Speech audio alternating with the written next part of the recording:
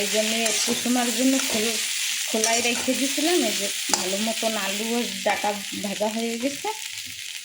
এখন হচ্ছে আমি নামাই নেব।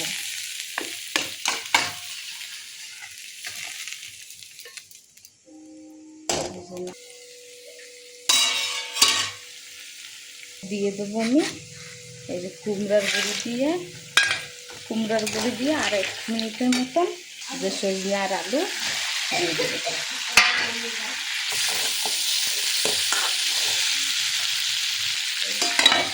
এই যে